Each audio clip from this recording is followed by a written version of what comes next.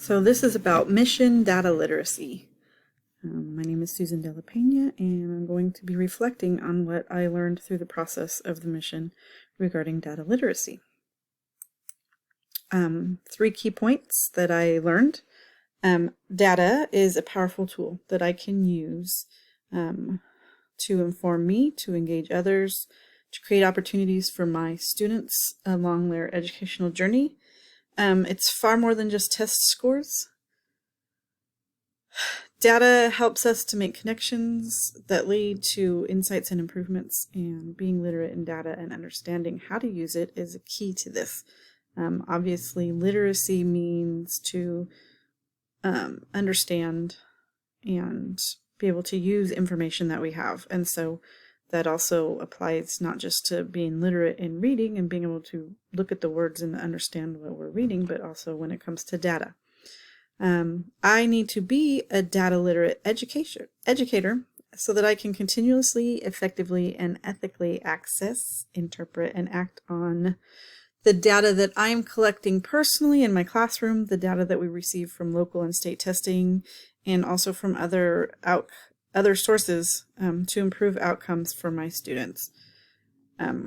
My third thing that I learned that was key was it's crucial to be able to understand the data that I am collecting or finding from other places, and to know how to use it, not just as a numbers, but to understand that there are people behind it, and those people come from different places and have different values, and I need to take those things into consideration when I am using that data.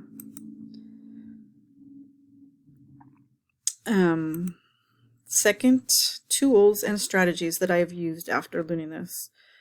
Quizzes. I really like quizzes. I can use it to give a quick pre-assessment on, say we're studying the American Revolution. I can give a quick 10-15 question quiz on one aspect of it that I'm getting ready to teach. If my students already know a lot of information, then that enables me to spend less time on those things that they do know and focus more deeply on those that they're struggling with or don't have a lot of information with. It also gives me instant data. So the kids take the quiz, I see exactly percentages of what they do and don't understand, and I can move forward with that. I've also used infographics such as charts and other things when sharing benchmark test results that our students take 3 times during the year. And I can show parents during my conferences with them each month what their students' progress is and areas that they might be struggling in and that we need to work on.